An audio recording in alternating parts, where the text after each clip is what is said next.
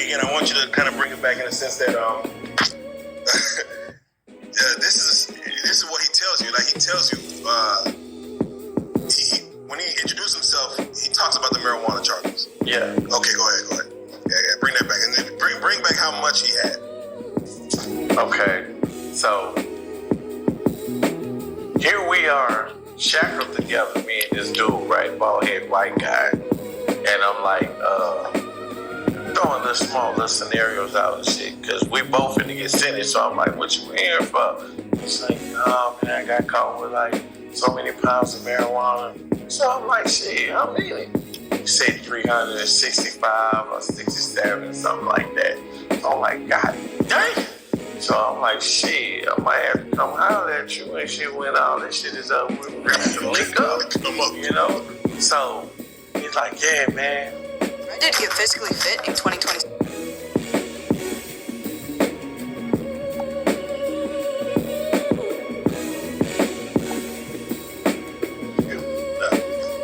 So he's like, yeah, man. So we get to Sherman's, right?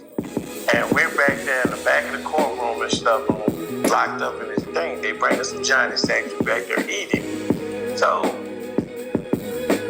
we're talking and shit, and he making me really think he knows what he's doing, like growing marijuana, because that's all he's back there talking about. So I'm like, damn. I say, he ain't gonna get you with that much, bro.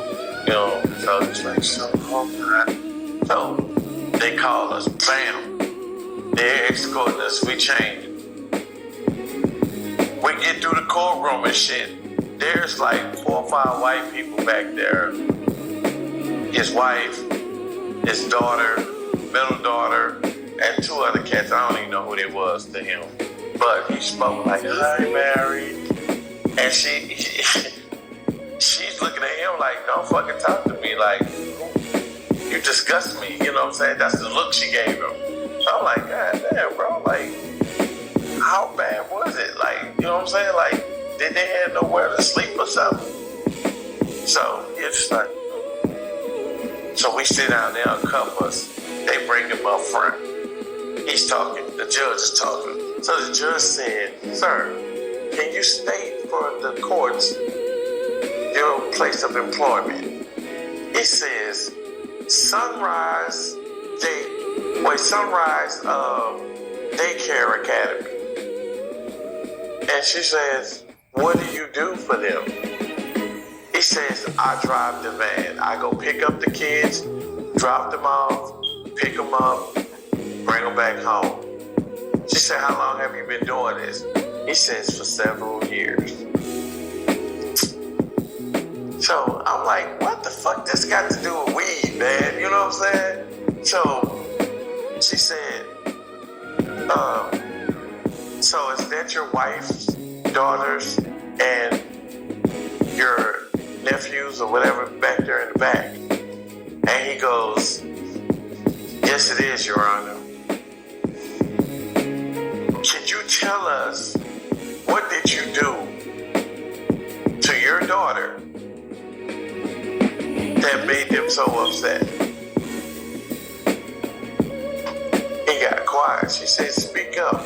We don't have all day. So I'm looking at shit. I'm like, so the dude next to me, right? I'm looking, I'm like, this what's fucking weed? He's like, people do the cold pedophile, man. And I say, get the man, I'm gonna kill him.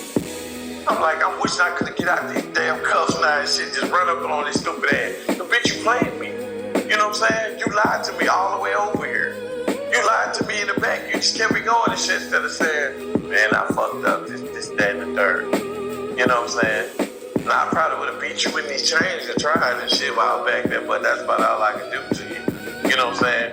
But now, when we get back, bitch, I'm fucking you up. You know what I'm saying? Any way I can, I'm fucking you up. But I just say this to say, Do you blame him? for lying? Yeah, for like being scared. This is sometimes people's first time. You weren't scared to touch that baby? Yeah.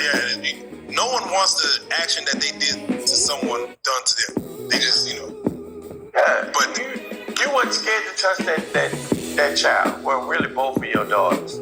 Because the sick shit I heard them say was that you even had installed micro cameras at the edge of their showers and watched these babies shower every day, take baths. And then you had the nerve to get on the internet and trade videos with other sick motherfuckers overseas.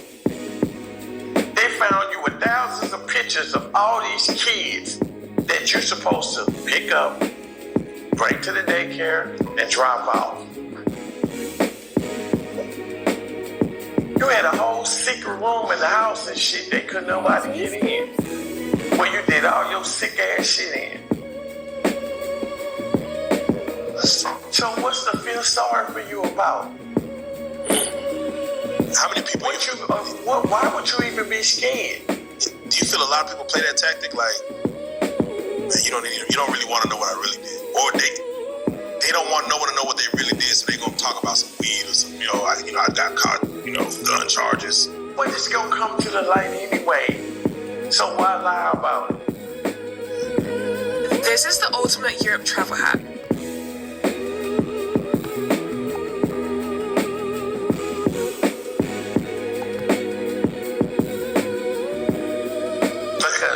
Personally, I thought that if you had these kind of charges on the way to court, they would separate us. But they don't care. They just, shackle y'all together, shit. They put y'all in the seat together. They don't give a fuck what y'all know. To them, both of y'all fucked up. Yeah, I think sometimes laws know that someone has a real messed up charge when they want something bad to happen to them. So they'll put them in a scenario or something to happen to them. Like, based on you being a pedophile or something. Or we're going to tip people off, let them know that they do tip off. This is what it is. They do tip off. Now, in the state and shit, they tip off to the point that get you fucked up. In the feds and shit, it's not even gonna go that far because you got an opportunity and shit to shake your spot before you even get there. You know what I'm saying? They already know when you come to their door what the fuck you did. So if you bold enough to get off that bus, you enter at your own risk. Cause they gonna tell you. They gonna fuck your ass up. They gonna tell you. Enter at your own risk. If you this gang, you that gang, don't come here. You know what I'm saying? Don't come here. You did anything or any other form and shit that was disrespectful and shit, believe me, it beat you here. If you know you got shit going on right now in the courts and shit, you on TV and shit, and it's you could have did it and you might have not did it type situations and shit, ain't nobody wait. You guilty, nigga. Is it ever a situation when it comes to someone getting raped in prison, to where is it normally a one-on-one scenario? I know you gave the story of the men in the shower, but do they ever have like a situation where it's a tag team, like say, I'm gonna go in there, get this man right. You coming right after me? Hey, it's my turn, Bobby. Boom, I'm in there. Does it ever get to the point where like damn, like there's no solace for this person? I mean, throughout the years, it's been known to happen. Have I seen it like that? No.